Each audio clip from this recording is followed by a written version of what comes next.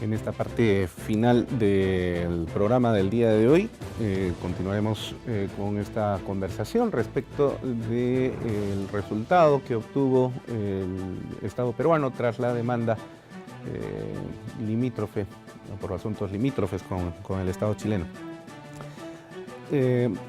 Nos señalaba usted en la parte final del bloque anterior la decisión que había tomado la Corte de proyectar hasta la milla 80 la prolongación del paralelo desde la costa chilena y luego la bisectriz. Y esto entonces genera pues una solución salomónica, efectivamente. Salomónica para algunos, otros dijeron que no era nada salomónico. Pero nunca nadie está contento con los fallos de la Corte Internacional de Justicia de la Haya. El hecho de que ya había un precedente en ese sentido, porque la Corte también ya en otros casos había fallado más o menos en el caso Colombia-Nicaragua, que había sido un caso emblemático, así es, porque había utilizado una regla matemática para resolver el problema del mar territorial entre Colombia y Nicaragua. Y Colombia terminó perdiendo, hay una isla y ahora está en riesgo. No inclusive perdió la isla, pero perdió gran parte de su mar territorial, porque lo que hizo fue sumar la costa total, las millas totales o los kilómetros totales de costa, incluyendo a las islas de Colombia, exacto, y los kilómetros totales, porque era un golfo, y los kilómetros totales de costa de Nicaragua, y luego establecer un principio de equidad por el cual se permitía a Nicaragua el acceso a mar afuera. Sí. Ahora, bueno, este problema de la aplicación matemática es justamente la que luego termina generando unos efectos medio raros. Filipinas y la China el año pasado, sí, en el cual la Corte falla a favor de Filipinas respecto a las islas Spratly, y la China decide no cumplir el fallo, ¿no? Sí. Bueno, pero porque es China, ¿no? Pero imagínese usted, ahora este resultado que obtuvimos tras el contencioso nos ha generado ese famoso triángulo terrestre, donde uno no sabe si está en Chile, no sabe si está en Perú, porque la línea de la proyección ha generado un resultado triangular. Bueno, pero usted señala que es un mal llamado triángulo terrestre. No existe. A ver si nos ilustra. No existe el triángulo terrestre, y es muy simple por qué no existe. Nosotros firmamos un tratado de límites con Chile en 1929, que es el Tratado de Límites. El Tratado de Lima. El Tratado de Lima, de 1929. El Tratado de Hong Kong es el que no se cumplió, el de Lima lo sustituye y es el que se explica. Y el año 30 demarcamos la frontera, Perú y Chile. Y la Comisión Mixta Demarcadora Peruano-Chilena trazó toda la frontera hasta el punto Concordia en el mar, utilizando además una fórmula matemática. Esto es, el punto central del puente sobre el río Utah trazó un arco desde el último hito en el interior hasta el mar, y ese último hito en la línea de mareas era el punto Concordia. Y esto fue firmado por las dos comisiones que formaban parte de esta comisión mixta demarcadora peruano-chilena. Y quedó terminado el asunto. Esa era la frontera. Ahora, como hemos visto en las reglas de interpretación, un tratado de límites, por excelencia el tratado de límites, o sea, por antonomasia, es el tratado que no puede ser interpretado unilateralmente. ¿Correcto? Correcto. Entonces, la frontera es esa, la que fue demarcada por Perú y Chile en 1930. La tesis esgrimida por el presidente Piñera después del fallo fue que la frontera marítima, en el paralelo, penetraba tierra adentro 320 y tantos metros hasta el hito número 1, si no me equivoco, y que lo que había entre esa línea que penetraba y la frontera trazada del año 29 pertenecía a Chile. Y a eso llamaron el triángulo terrestre. Las fronteras marítimas terminan en la línea de mareas, terminan en la playa, no penetran medio metro tierra adentro. En teoría también, No, en la práctica. en la práctica. Está establecido en la Convención de Derecho del Mar. Ya. O sea, es una norma universal que está establecida en la Convención de Derecho del Mar, pero que estaba antes en la costumbre internacional. Ya. Y era de esa línea de mareas donde se disparaba un cañón, que primero eran 3 millas, después 12 millas, finalmente se decidió 12 millas y una zona económica exclusiva de 200 millas. Y entonces la proyección tierra adentro del paralelo que reclama el presidente Piñera no tiene asidero en el derecho. Y Chile ha firmado con el Perú un tratado de límites.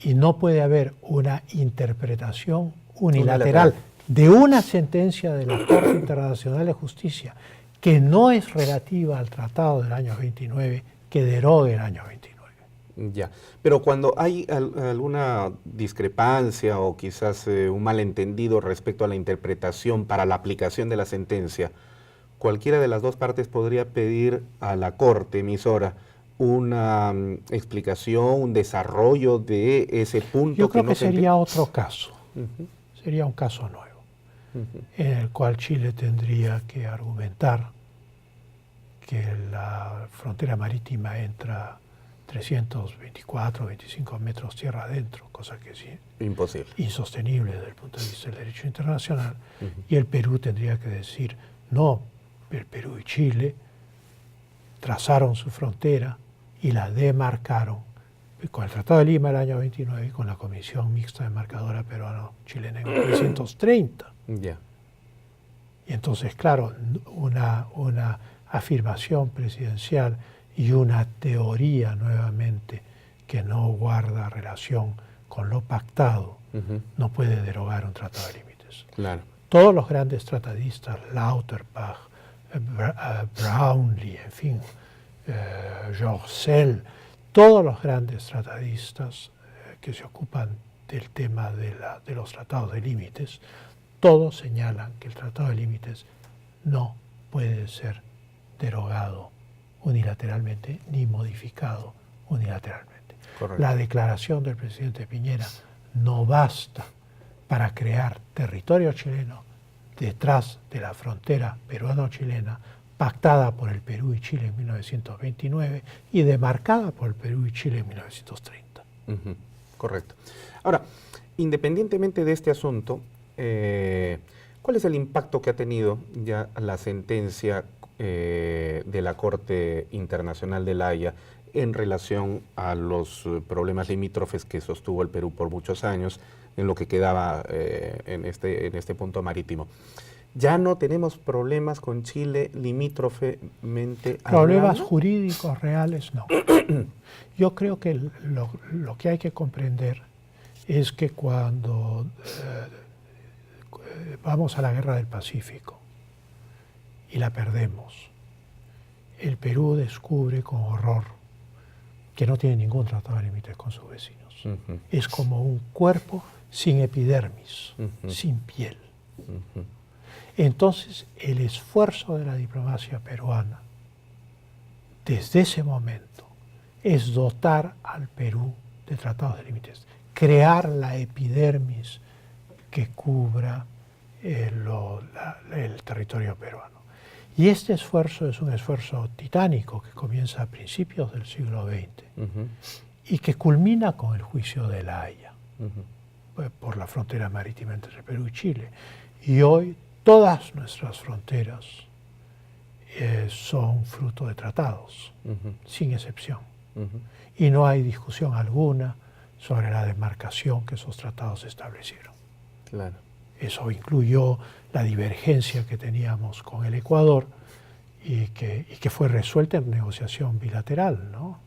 En ese punto usted participó activamente. Yo lo recuerdo cuando usted tuvo que estar en Brasil para poder negociar diplomáticamente mientras se desarrollaba el escenario bélico que teníamos en una guerra no declarada.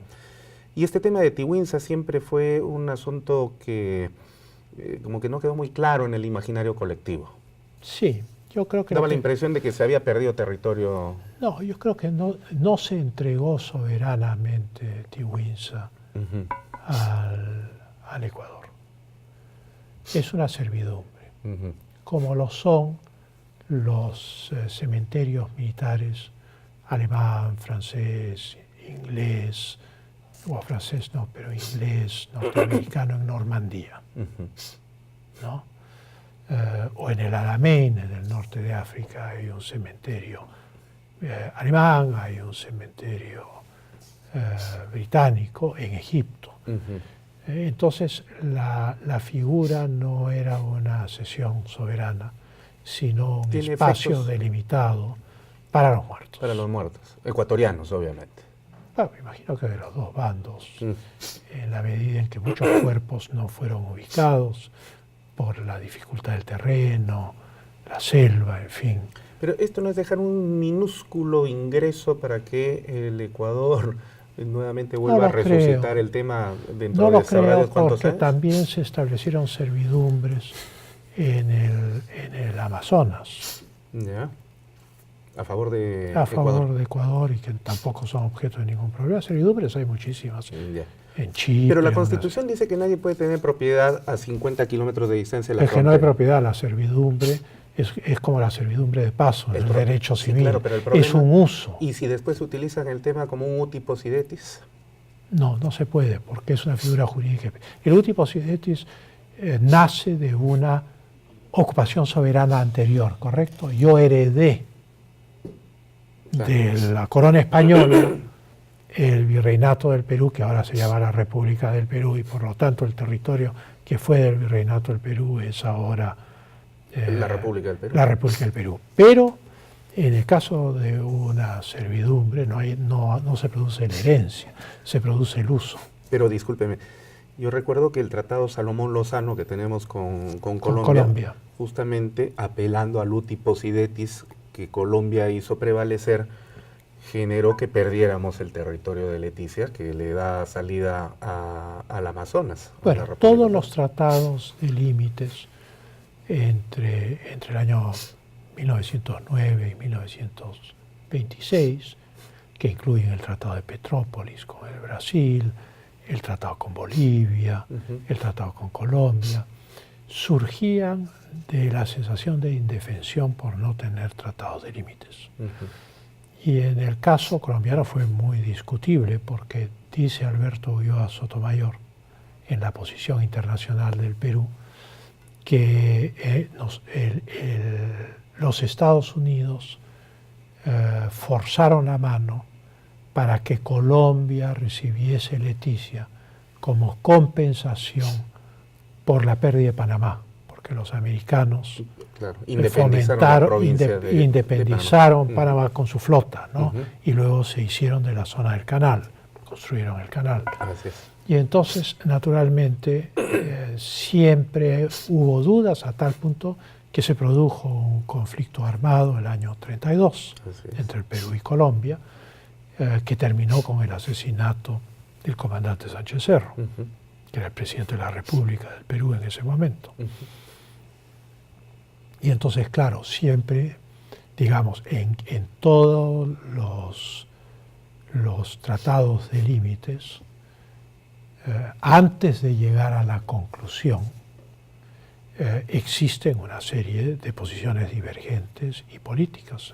Algunas imperan, por ejemplo, en el caso de las negociaciones que a mí me tocó presidir, se intercambiaron los impases subsistentes en Quito, y la razón de hacerlo era no negociar una lista única, porque entonces no íbamos a terminar nunca, sino que cada uno fijara su posición definitivamente y que no hubiese cambios de opinión después. Entonces fue difícil obtener eso.